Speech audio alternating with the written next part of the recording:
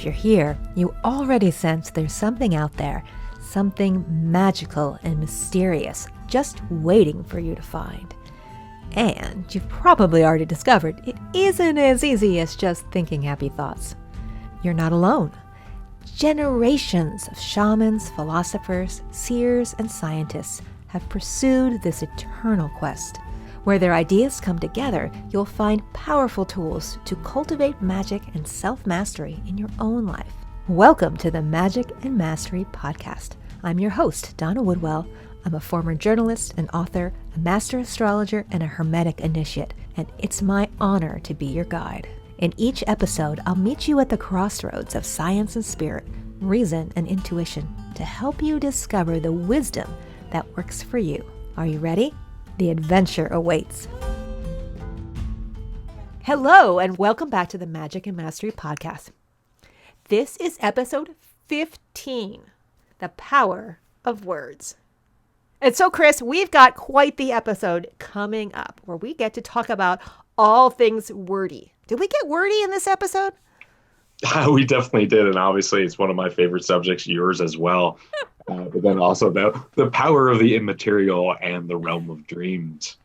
So you've got a lot of great stuff to sink your teeth into. But before we dive in, don't forget that we've added headings and timestamps to the show notes, as well as links to the books and other things that we reference during this episode.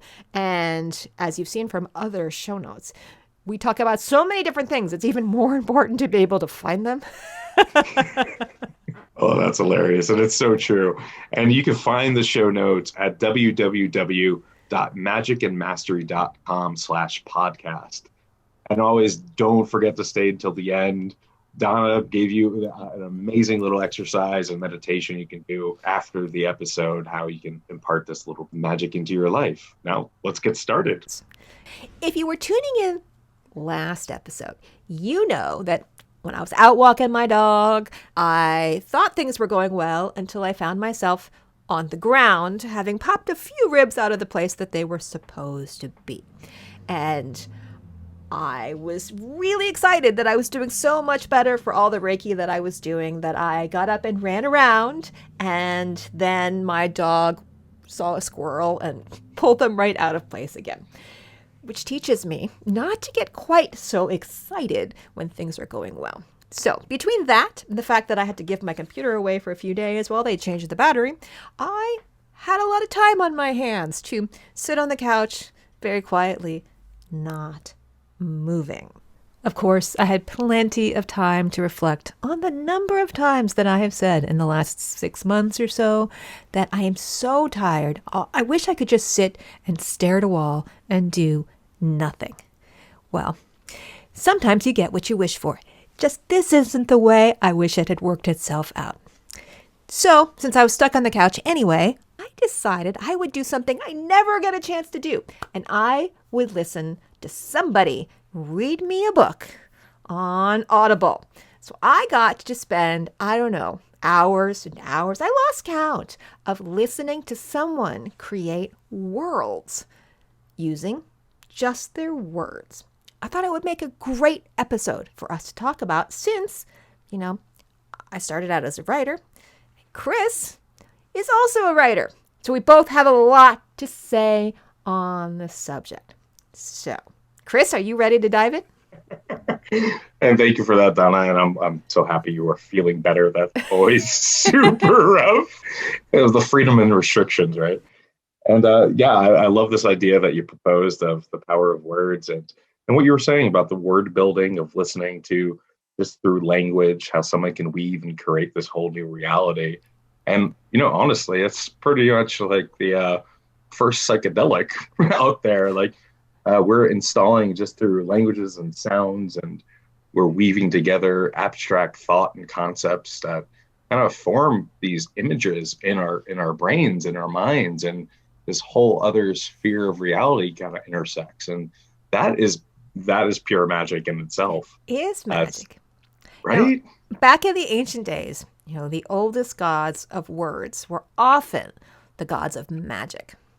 And I remember reading in one Hermetic book along the way that the ancient Egyptians used to make fun of the ancient Greeks because they felt that ancient Egyptian, for them, words were things. They were actually not just abstract concepts representing things. They were the things themselves. They were ensouled.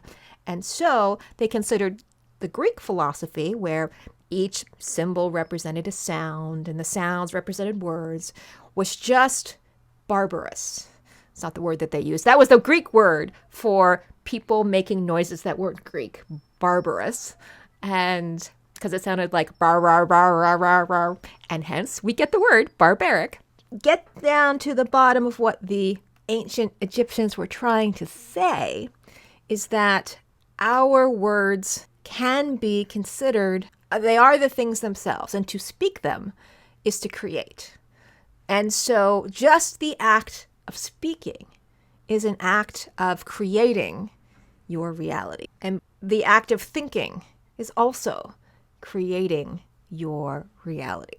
I thought about that a lot while the author was creating worlds for me to inhabit while I was sitting there on the couch not moving. Wow, I can listen to that story all day. That was wonderful. Thank you. I mean, that point of view it's pretty. Keep on going to go back to the word magical in itself, but all these have sort of abstract energies and archetypes and deities, and it makes a lot of sense to me that they would have that sort of quality of embodying this sort of primal thought concept that kind of gets downloaded and it's living out there in this like new sphere and out in the logos and out in the firmament, and we have to pull it down and integrate.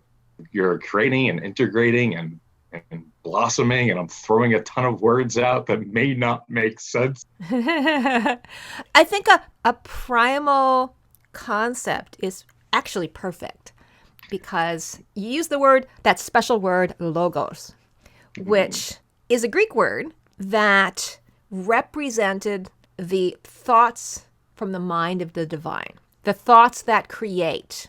And so the Christians adopted it later, but it was originally a Greek concept.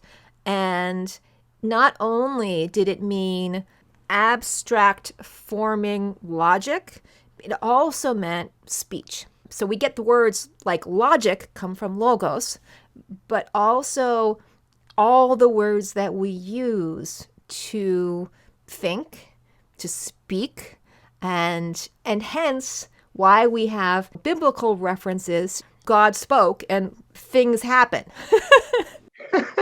This is really funny. I think it was after our last episode that I wrote down in my notebook something very similar to this concept that we were talking about today. And, that beautiful act of going from thoughts, from this idea of the immaterial that we, were conceived in that thought realm of this great spirit, whatever we want to call it, and then bringing that into manifestation by speaking, by the word. Then there was the word. So then we're bringing that thought immaterial concept out into material manifestation. So that right there is the heart of that power, that transformation from immaterial to material. Because then obviously when you're speaking and you're out from thought concepts out into the world, by speaking, you're sending out that vibration, that ripple effect that goes out into the world, literally, and interacting with reality. So right there, that is a tangible, magical sort of concoction happening and it's very subtle, it's very simple, but it's also just this fundamental sort of truth. It's the first manifestation of mind, the first observable manifestation of mind. Because here's a question for you. If you sit there, before you have a thought, where does the thought come from? You can sit there in silence. Trying to trace back thoughts is like trying to trace back the ripples in the pond and figure out what stone caused them. Yeah, or the ripples of the Big Bang. Wondering if there was a stone at all. Inquiring minds want to know, right? So you spend a lot of time out in the ethers coming up with ideas for scripts and paintings and all kinds of musical compositions. Do you think about that moment where things crystallize? Yeah, that's really interesting. I actually am glad you brought up painting as well in this, because even though that's literally, it's not language or word, that is a symbol. That is actually imagery, is just the same as words to me. So that was interesting. So yeah, so it's an interesting process for me, especially when I'm writing, like, let's say, new creation, pulling in from that stratosphere, that ether. I like to be very loose. Maybe just my hand starts before my mind starts. I like to get the motion started. So it's almost like this neutrino messenger system where the act of writing has begun before the thought has come. And and then it kind of weaves into like its own life form that happens. So this very organic process sort of unfolds for me, where starts gaining momentum. The story starts shaping. I'm speaking primarily fiction, but this is very similar to nonfiction, though. For me, with that is more of a thought concept beforehand that I sort of explore. But with the creative writing, it is that just the act itself gives birth to thought, gives birth to imagery, gives birth to story. And I like to let that kind of organically happen, let it shape, let it grow, and it takes on new life. And then, of course, in various stages, you have these directions you may want to go to. This character emerges, this storyline emerges, and ooh, let's follow that. I like to follow it, but be very loose to alter my path in that forest, to let it sort of, that course kind of navigate me. And it's a very similar thing for painting, the visual art as well. Very similar process. I'm glad you brought that up. It reminds me of when I'm doing heavy writing, when I wrote my book, or when I'm doing something that requires me to show up at the writing desk like day in and day out. Like, I'm going to do 1,000 words a day. I found that for me, and I know it's different for everybody, for me, it was easier to roll out of bed, bleary eyed, preferably not thinking about anything at all, and sit in front of my computer and start to write then. Because if I let too much space elapse between getting up and doing things like walking the dog, looking at email, looking at the news, it was much harder to connect to that field. What should we call it? That pond, that place from which ideas come from. And it was a lot easier to get caught up in my own self-talk and my judgments and my more restricted view of the world than it was to be open to the flow when I was still half asleep. Does that make sense? Actually, it makes absolute sense. I'm the very same way. That's sort of my practice, especially if I'm creating something new. So yeah, you know what? Especially if I'm rewriting, editing, anytime. That is my favorite moment of time. I wake up, sit down, maybe go to the bathroom or brew some tea. Like, I don't go anything further than that, and fell into place with my morning meditation that way, where you're still in that dreamscape, this numinous realm where you're still tethered to. The channel is open and it pours out. And then, my phone is off. I do that before I even connect with the world, so my phone can get in touch with me until a certain point in time, which, people have to deal with it.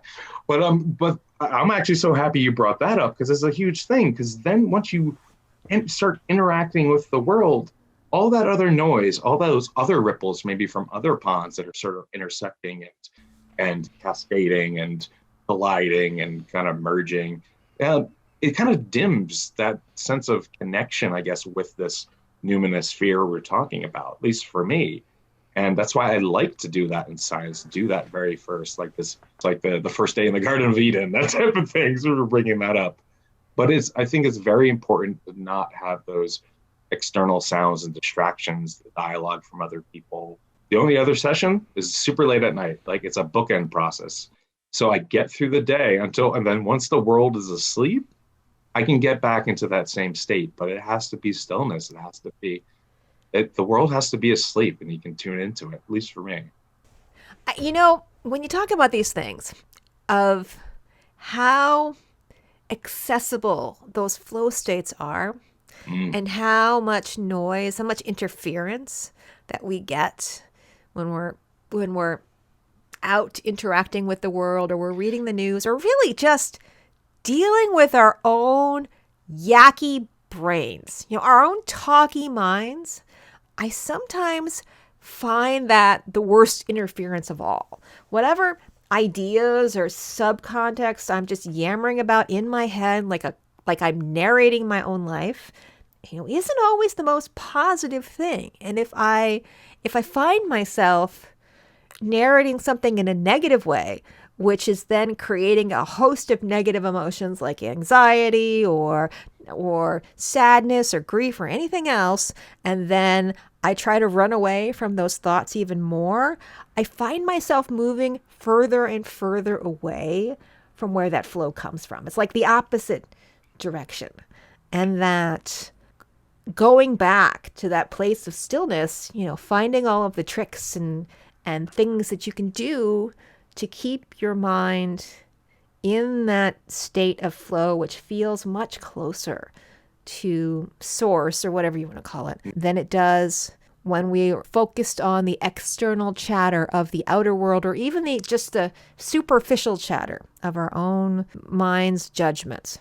And thank you for mentioning float states. That's obviously a very important part of the process. And yeah, there is a thing that happens when you're progressing through the day.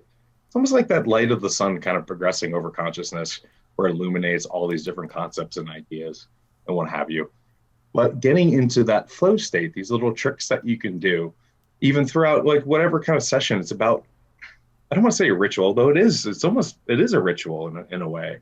And these subtle shifts that you can do, whether it's settling down and meditating a little bit beforehand, before you start writing and getting into that flow state, just clearing your mind, clearing out the whatever activities that are buzzing around your head and throughout the day, what you have to do afterwards, just so you can kind of remove yourself and get into those zones, like lighting a candle, like smudging a little bit, lighting some Palo Santo, anything that has that subtle shift where you are no longer where you were. Now you're entering a whole nother sphere of reality. And for me, that helps, like when I can't do a morning session or I can't do a night session, but there's something I want to work on, that I want to get into that flow state. And I feel like that is a nice shift to get you into there. And also, just in general now, the power of flow states in itself, I find it's fascinating, because you're swimming right into these seas of the ethers, of the mystery, of the logos, and whether you're channeling Akashic records or whatever kind of things are out there in this mind sphere that we're all connected to. You mentioned field before, and I feel like that is one of the most appropriate words for it, because there is these overlapping realms of consciousness. And then I mean, let's talk about that. I mean, like, it feels like all of reality is actually consciousness in itself. I actually call it the mind field. And the minefield, I love that. um, I think ritual is actually the perfect word, because a ritual is just something that you repeat that trains your subconscious to open the gates to the spirit world.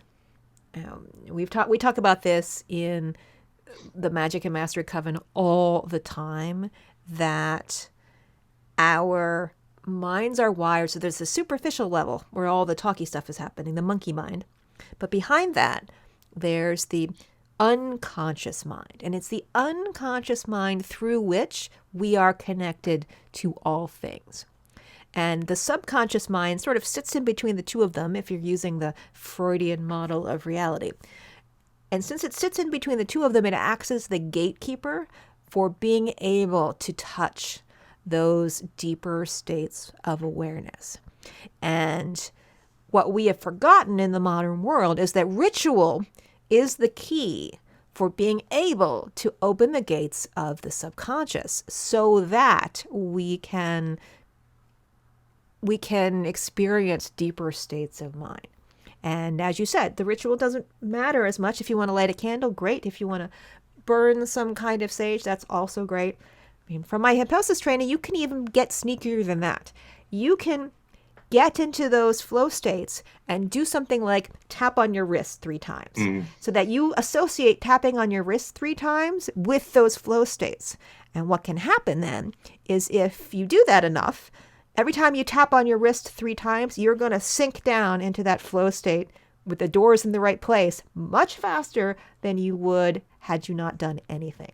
It's a great trick to be able to use if you need to access certain states of mind and you don't have a lot of time to prepare to enter them.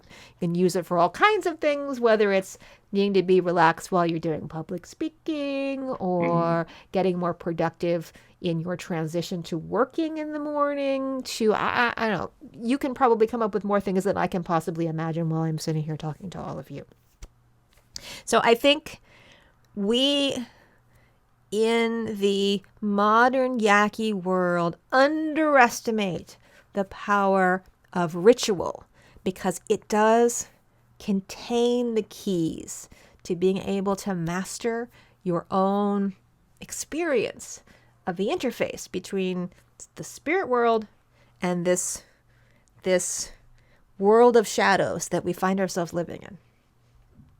Nice. That is awesome on so many levels, Donna. And that's a great, I forgot about that sort of the hypnosis behavioral sort of practice that you can do. That is really awesome. And you're absolutely right. Like, it doesn't really matter what you do to initiate that switch into those states. Once you kind of exercise it enough, sort of condition it like a muscle, that neuroplasticity that sort of happens. And you really can just slip into that easier and easier because the pathways are clear. That door is open and you can go down that spiral path through that labyrinth of the mind. But something fun also came up while you were speaking. And it's just, this tether between the dream states and between language and reality. Like, when we're dreaming, we're not dreaming. Well, I mean, I guess when we wake up, we translate it into the language we're born with in our dominant language filter.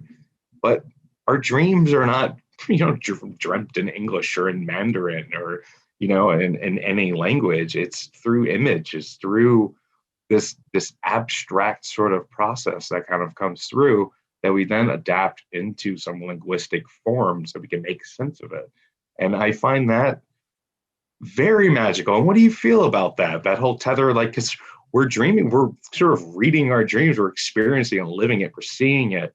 And that is a form of language to me, but it's not like what we think about with, like, in terms of reading a book or speaking to someone. It's non-linear language.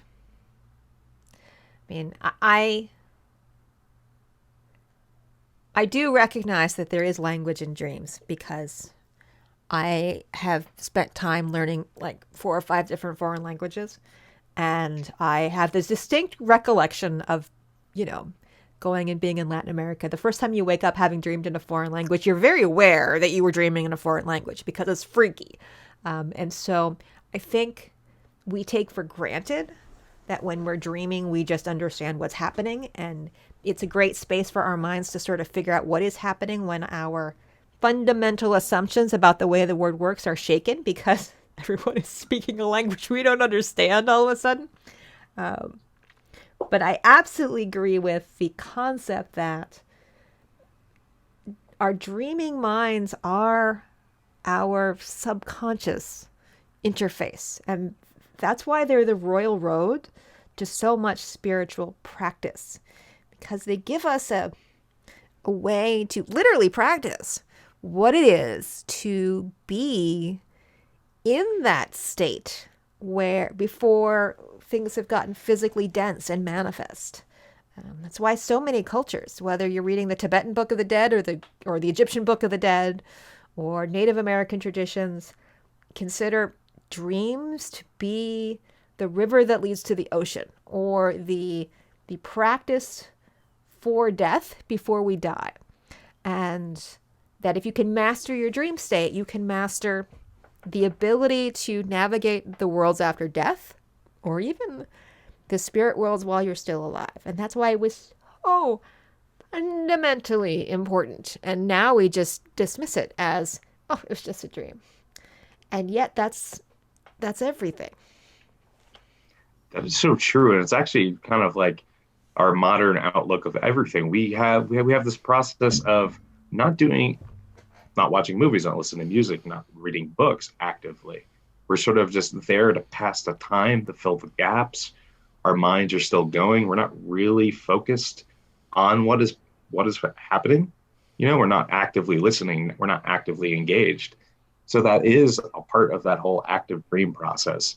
And you're totally right. There is that level of language in dreams, that communication that happens between whoever you're speaking to, whatever you're speaking to, then also written languages and obscure scripts that maybe you're not really familiar with. I definitely had dreams of those, and those are phenomenal. But it's that thought concept to me brought into visual form, into that visual language. It's just fascinating. There's nothing more to that for me. I just find it very fascinating. And we definitely have to have a whole slew of episodes devoted to the dreamscape, lucid dreaming, dream navigation, and because you're absolutely loving it. Excuse me, you're absolutely right, and I loved how you phrased it, the royal road, because that is so true. I mean, it doesn't matter who you are. I stole that. I'm just saying. What was that from? Is that? Yeah, that was Freud, I think. Yeah. I think it was Freud. I mean, it was okay. Let me be clear. In our popular culture of repeating ad nauseum like a game of telephone, it was Freud. Whether it was actually Freud is a totally different matter. Freud's coked up dreams. But it's beautifully put, and it's so true, because it doesn't matter. It doesn't matter if you're human or not. Dogs dream, everyone dreams. But then it doesn't matter which culture you're from, what time you're from. There is this kind of nexus from all times and place. And that's actually a huge thing that's part of my fiction, is these realms of the dreamscape. And there's a few pieces that are devoted to this numinous, nonlinear center of time where anyone past and present can interact with each other in this sphere of the dream. And this is, it's popular imagery for everywhere, because it is that royal road that you mentioned. And everyone has access to it. It's another birthright of just being alive. And it is a shame that we do discount it so much. We're getting more and more maybe accustomed to it, or what's the word I'm looking for? We're an episode talking about awake. Words, and I can't. Yeah. And the importance and the power of that time, because you're right. Or we're awakening or remembering that side of ourselves that is so vital. That is the other half of this young material sort of activity that we all put ourselves through, and that reality is founded on and based on. But you can't have any of those actions without having that receptivity, without having that yin landscape, that dream landscape for ideas and imagery, and to incubate and germinate and then to blossom into life. So you need both. They're crucial. My shamanic teacher wrote her first novel about journeying off into the cosmos. And it's interesting for me because we spent so much time talking about and working with dreamscapes and how important it was to be an active dreamer, to wake up while you were dreaming, because it's the process of dreaming itself that matters, because it's training for your soul's ability to move through various dimensions. So it's not so much about, oh, where's my dream interpretation book? What does that symbol mean? It had nothing to do with that. It had everything to do with, can you use your hands? Can you visualize where you want to go? Can you move around it? And she would say that if you are dreaming about your everyday world, then your dream body hasn't moved far beyond your physical body. and that the purpose of dreams was to be able to continue to expand the distance between your dream body and your physical body, because that's when it would get really interesting. You could send it out into the cosmos where things were radically different. And that was the point of, she had a name for them in her science fiction-y terms. She called them CEUs, for consciousness elongation units. Nice. I love that. I thought that was great. So that our job is, if you keep dreaming about like the work you're doing or the spreadsheet we're working on or the conversations you just had, yes, that's your subconscious processing the information of the day. But that's not the interesting part. The interesting part is when you're dreaming that you're having a conversation with a tree. And assuming you don't normally have conversation with trees. I mean, you might, Chris, might dream about having conversations with trees all the time because that's part of your normal reality. But for other people who don't do that, that would be considered like moving their dream body farther away. And that learning that is the most spiritual thing that we can do, because that's our spirit body right there. And we have to interact with it every night. This is why all animals are also plugged into this field. It's because none of us are allowed to be off on our own, completely divorced from our own spiritual selves, because we go insane when that happens. We literally go, you stop dreaming, your brain is fundamentally broken. Now, everyone dreams. This isn't because you remember, just because you don't remember them doesn't mean you're not dreaming. But if you're not dreaming, your brain is broken. I mean, that's, they have all kinds of people setting up sleep clinics to deal with that kind of issue. So we are all dreaming, which means we're all plugging into the field. And so the best way, if you want to have a spiritual experience on a regular basis, you have to learn how to interact with your dream world. And in order to do that, you just need to learn how to wake up while you're sleeping, which everyone can learn. Just takes a little bit of practice. Yeah, that's absolutely true. And this is a whole different episode, by the way. This totally is. Right now we're talking about the power of dreams, but we'll get, this will lay groundwork for later on. You know what? All of our things are like meditations on a subject. You can tell the way Chris and I think about things. It's always sideways, so this is just going to happen. It's true. We fall into the stream of consciousness, which I really appreciate. And obviously we're both we recognize the power of the word dream. That is, I feel like, the fundamental underlying reality. And we can segue away from this in a second, but I just want to, this idea that we're going to sleep and we're going to dreams. I mean, for me, it feels like so much that is when we are actually waking up into the real world and the weird reality.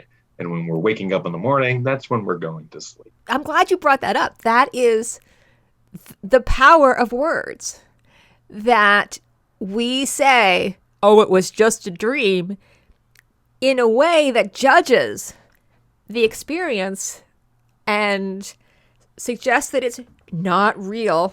Those are air quotes, by the way. Chris can see them, but you guys can't. Yeah, I'm nodding, so you can see me. You hear me nod, everyone out there.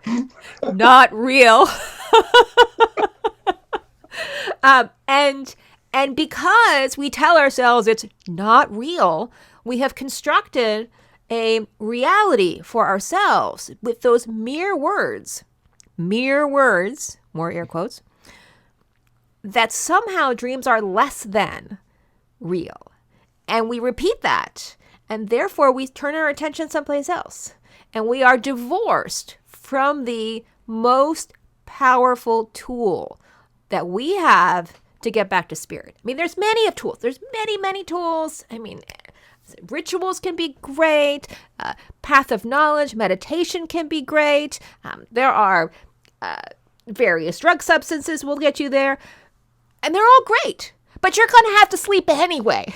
So let's get back to this is the one thing that is built in to not only every human, but every little creature, all the birds, all the reptiles. First, my dog, for sure, since she's like running with her little sleep feet and sometimes barking and wagging her tail at the same time while she's sleeping. Thank God she can't actually move around in that state, because she'd be halfway down the street. So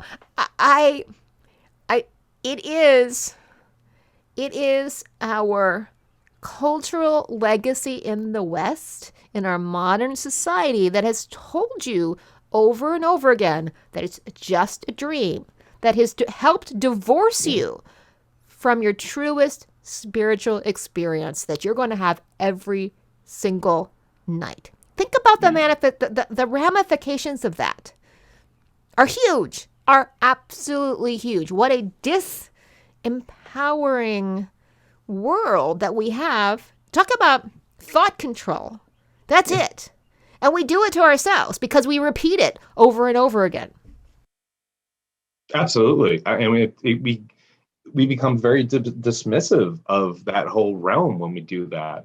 I would just say just the dream, and that means, the whole 8 hour. Let's say we get a good 8 hours sleep. Which is also in our modern world, even that, like, we have to feel guilty that, oh no, I want to sleep in today. We have to feel guilty about listening to our body, and that's a whole nother topic as well. But you're absolutely right that it divorces us from this actual fundamental power and birthright for everyone. I didn't remember this until you said that. One of the last sessions that I had with Ike, as a regular student, she had just read an article about CEOs who were bragging about not sleeping.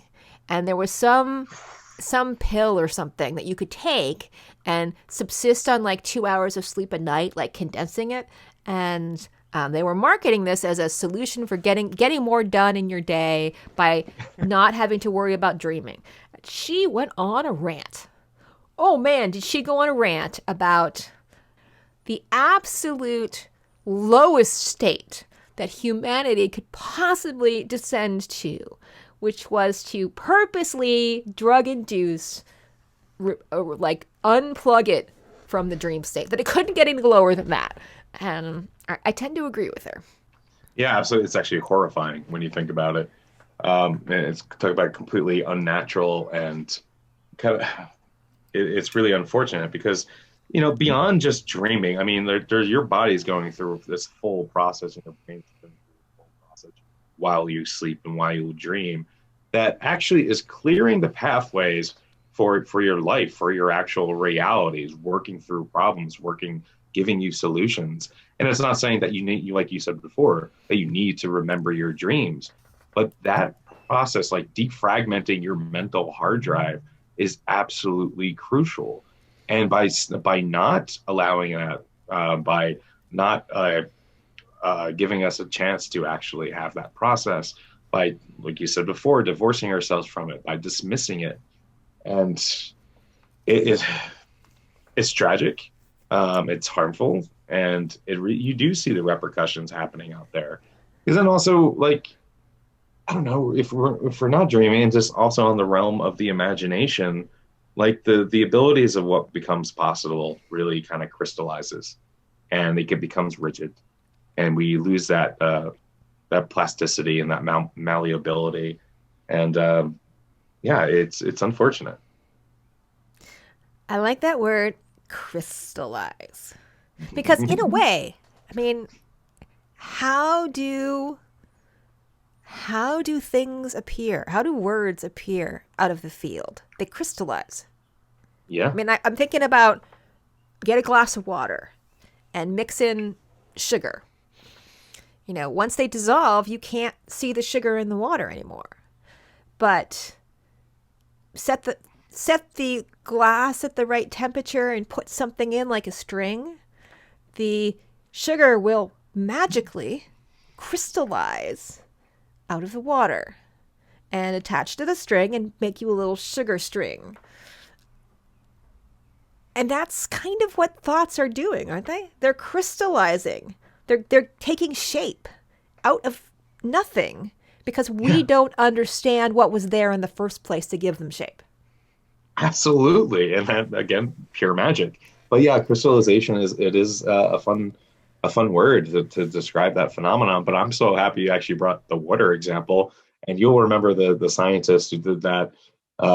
I forget his name, but I'm sure you'll remember. Let's look at that. I mean, we're 70% water, and the way that the water molecules change by certain words and forms around that, I mean, right there is a powerful example of the power of words of to shape our reality. And I really do feel like we forget the water element that we're so, because we're a physical body.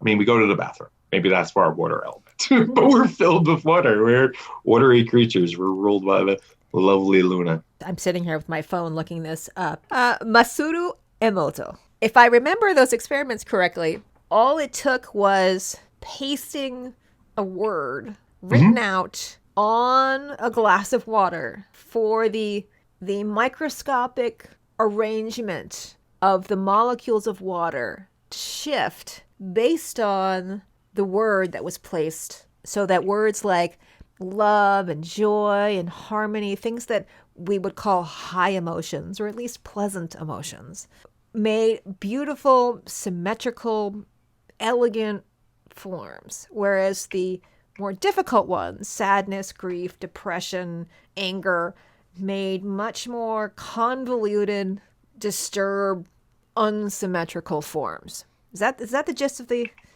Absolutely, absolutely. And as you were, thank you for that. That was actually a perfect summary for it. And I definitely couldn't give it justice. I appreciated that. But when you think about it too, like when that was just written words and labels on containers of water, whether it was glass or bottles. But when we're speaking out into the world, interacting with oxygen molecules and hydrogen and air, our words that we are speaking are having an effect in interacting with reality out there, outside of us. So whatever we are bringing to manifestation is rippling outwards, literally, and interacting, colliding, reshaping reality. I mean, we can talk about also the potency of like the power of collective terminology and collective words, using the voice. I'd say you're having some sort of ceremony circle and using that voice together, harmonizing and different mantras, and that's very powerful. That collective thought harnessing towards a unified direction is very potent. So even the mere act of saying or even thinking that you don't have the power to change anything, you are preventing yourself from being the kind of change you want to be in the world. Whereas if you use your words, or your thoughts in this case, and recognize that the mere act of speaking changes the world, even if you can't see the changes that it's making, you can't measure them, and trust that it is. And if everyone did that, how different would the world be? God, that's so beautiful, and it is really true. And it does start with your thoughts, with that immaterial. And if you, and let's say, like, you have to be a little gentle on yourself too. Even gentleness, self-care, those things becoming more acceptable for sure, but they still have these connotations in our Western world, that of the world, that we have to take these drugs to forego sleep so we can be constantly productive. You put it so beautifully. But just that bringing down that importance of thought into words, into manifestation, like you're not going to get it right away. We have to be more gentle with ourselves. We have to do those things of self-care and rephrase that of not being selfish in our modern world, where we're taking time away from these so-called productivity and this crazy cycle. But even that is a subtle shift. If you can line that, you being gentle with yourself is okay. Nurturing and loving yourself is okay. And it's not selfish doing those things to take care of yourself. That's that subtle shift. That's a step in that right direction to start shifting your thoughts, to start realizing that when you change your thoughts, and change happens all the time too. I mean, change is a funny word that we can unpack, but that subtle shift that happens, that subtle care, that subtle tenderness, and when we speak and use our words, then bringing that out into the world, that's, like you said, you don't see it necessarily immediately.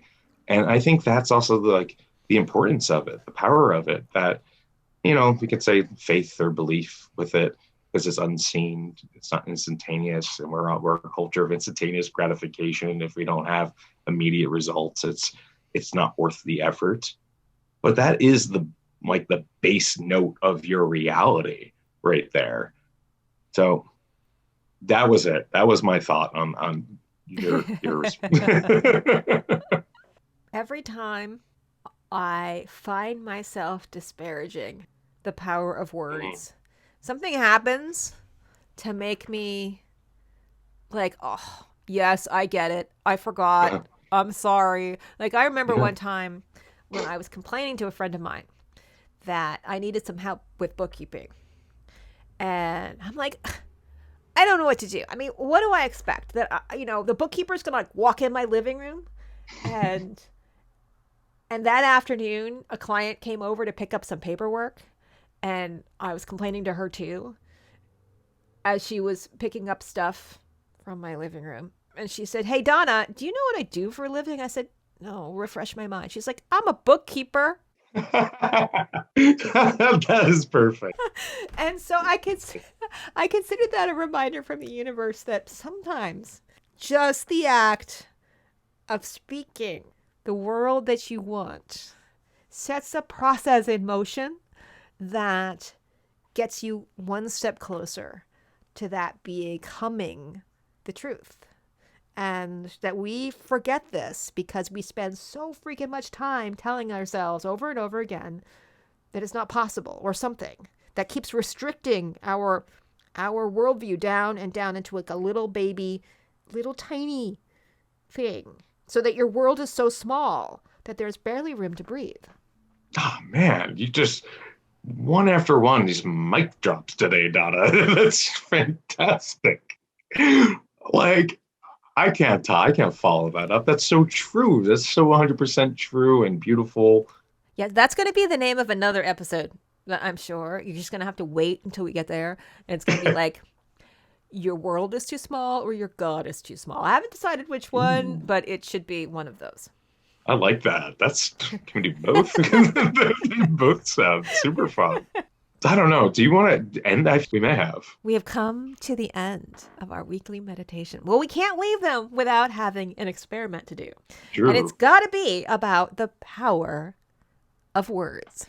And it's got to be something that people can easily do within the space of a few moments. What should we leave them with? Oh, gosh.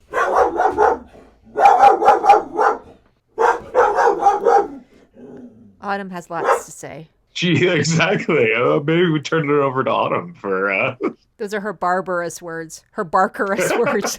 That's right. That's hilarious. This is exactly the challenge, though. We see some perceived threat and we just bark away. And then we forget everything that went before. It's so true, the reactivity. And it's hard to keep awake. Well, did you want to offer the meditation? I have an idea. So I remember one day I was walking at the grocery store and I had a thought of someone I did not want in my life. And I stopped myself from thinking about them because I did not want them to appear like magically in my world. And so I kind of reversed my thinking to the first thing that was in front of me, which happened to be apples because I was walking past the grocery store. So all I was like, apple. I like a really harsh apple. And I imagined what they looked like. I imagined their color. I imagined what they smelled like. And I spent like 10 minutes obsessing, like truly obsessing on appleness. But I successfully changed what I was thinking about, which is what I was out for. And I went on with my day. I went back to the office, which is where the person I didn't want to deal with might have shown up. And on my desk, someone had left a basket full of apples. Now, they weren't for me. They had someone else's name on them. But they were for me. A message from the universe. Wow. Okay. That was instant karma. But that is the power of thought. That we can change what happens to us. So here's my, it's actually, this isn't an experiment, it's a challenge. Pick something and thoroughly devote yourself, body and soul, to it for 5 minutes and make it something mundane, sunflowers or apples or a rock, it doesn't matter. And see what happens. See if you see that thing that you've chosen show up in your life. And let us know. We would love to hear your stories. Yeah, I actually really love that. I'm definitely curious to hear what people kind of play with that way, because that is a divine play from just focused manifestation of thought to reality. It's really fun and beautiful. I love that. Okay. I can't wait to do that. As always, if you want to try out more experiments like this one, we meet all the time in my Magic and Mastery Coven. If you'd like to find out more information about it, just surf on over to www.magicandmastery.com/coven and find out what is on our schedule. Chris and I want to thank you for tuning in to yet another episode. Chris, I assume you want to thank them. Of course. Thank you so much for listening. We appreciate you coming and listening to our stream of consciousness on various magical subjects. So, if you enjoyed this episode, why don't you take a moment to rate and review the episode? And if you liked it, why don't you share it with a friend?